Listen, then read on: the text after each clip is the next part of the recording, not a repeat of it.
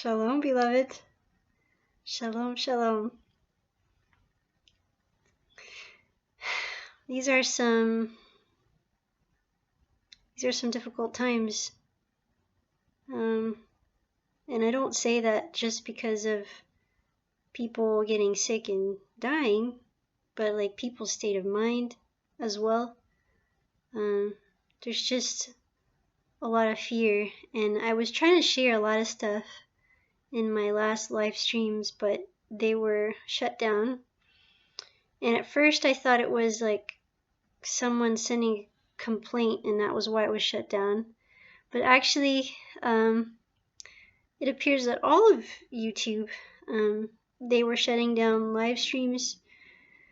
I don't know what the correlation is between the pandemic and like the videos not having the same as before. I mean, even if YouTube was short of staff, I don't know how that works. But regardless, I'm just thankful that that I got to talk to some of you from the last live stream and then share a little bit. So, but yeah, these are hard times. I talk to people I meet. I know there's people who are really sick, and it is a serious thing. But definitely we shouldn't be scared. It is a time to turn to God, and that's what I'm seeing.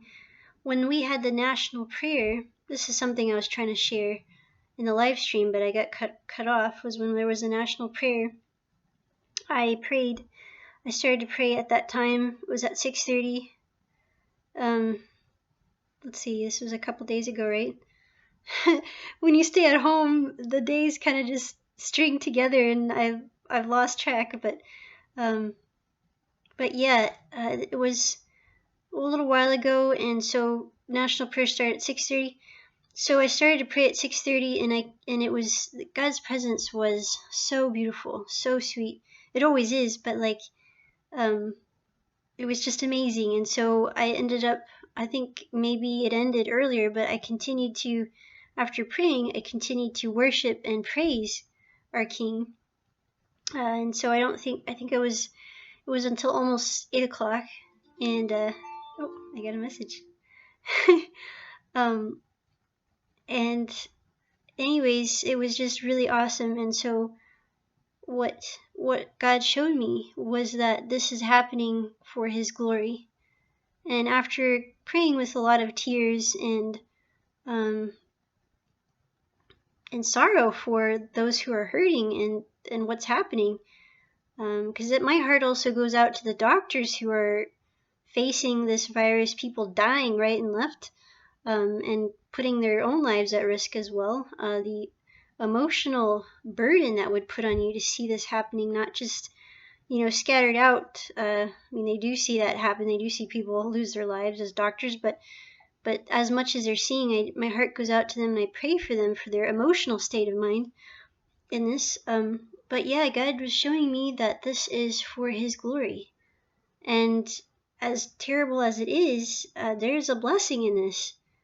There is in fact people who are turning to God, people who are seeking answers, and they're finding out that yes, these things are to happen, and out of this struggle, out of this pain and suffering, the light of the Messiah shines, His love shines. So I know for a lot that seems kind of odd. I mean, why would a God who loves us allow something like this to happen? But when you think about it, what does it take for people to actually think about Him, for people to actually get on their hands and knees and pray and try to communicate with Him? What does it take? Sadly, it does seem to take, for us human beings, it takes a great crisis. But if that's what it takes, I mean, God is about love. He is about bringing us, His relationship with us is so important. He doesn't want to see people die. He doesn't want people get sick. But that's very, sadly, that is what it takes. I mean, I'm thinking of all the, but like some people in the Bible too, like it took something really, like Rabbi Shaul, or as in English people refer to as Apostle Paul, he was struck blind. I mean, before that, what was he going to do? Just continue to persecute the Messianic community? He was going to continue to persecute the children of Hashem, and of course God healed him. So I do believe that after all this suffering, our King is going to heal and bless, and we're going to see amazing things happen. Also, like, it's definitely not a coincidence that we are in fact entering into Passover, Pesach, thousands and thousands of years ago, the people of Israel were experiencing their first Passover as Egypt, which they were delivered from by the hand of the Lord. Egypt was suffering from plagues, so this is like a plague that we've been experiencing. And how interesting! Definitely not a coincidence. I mean, I know that this is all God's plan, all His timing, that leading up to this point, we are in fact actually going into Passover, and we will be going into the resurrection. And I do call it the resurrection. I've done, I think, countless talks about why I call it the resurrection and not Easter. It is in fact celebrating the resurrection, so you might answer that question, not for me, but for others here. Why do people call it Easter and not the resurrection? Because it's because I have talked about it before, but for others, yeah. Anyways, yeah. So I'm excited. I'm excited to see what God is going to do, and prayers and comfort I pray for all of you. I wanted to share this too.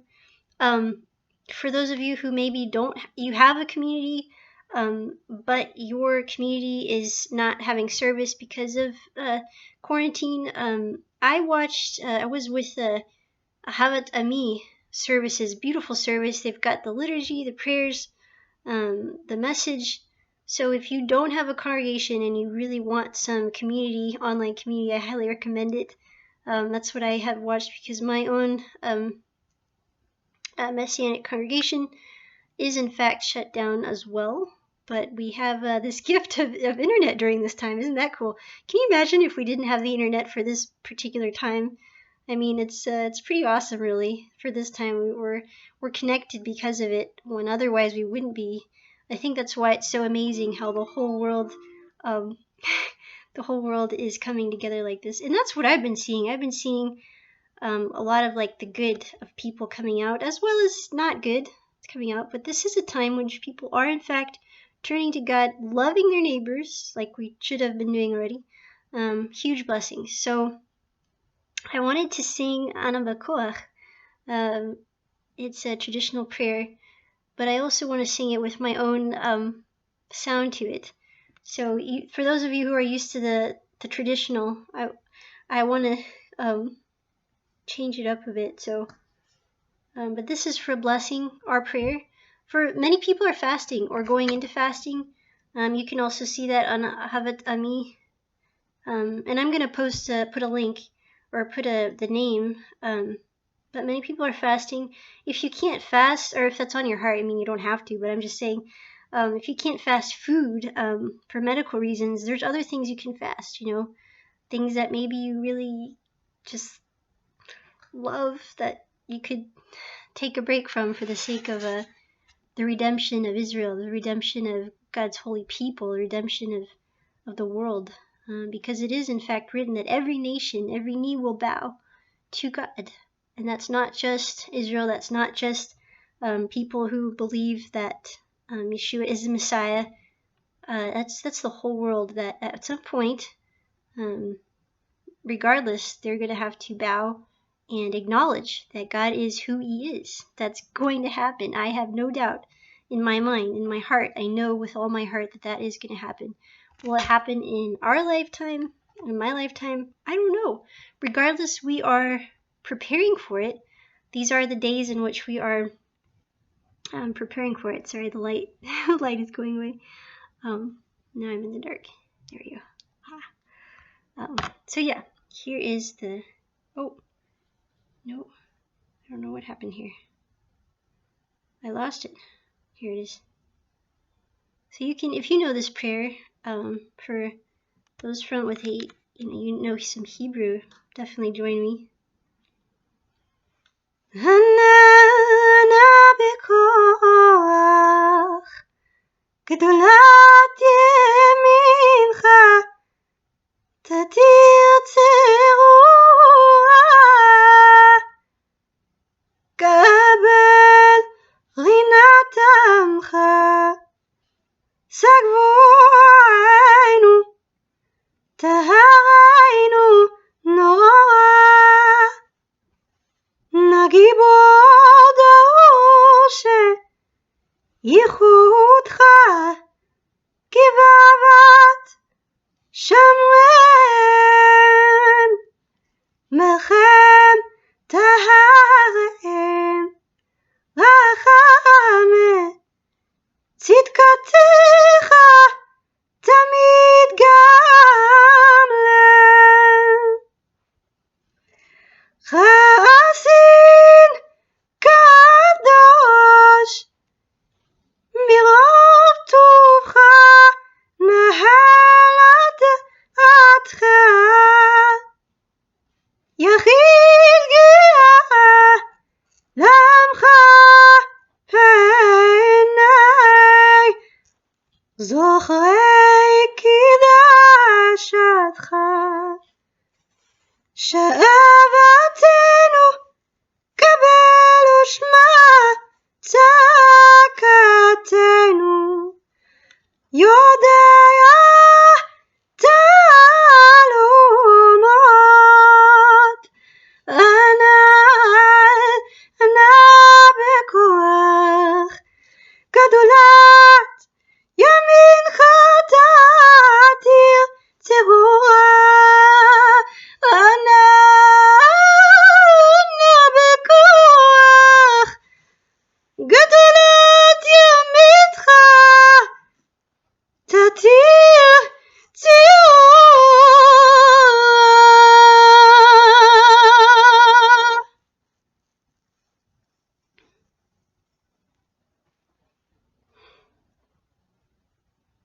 Please, by the great power of thy right hand, who set the captive free, revered God, accept thy people's prayer.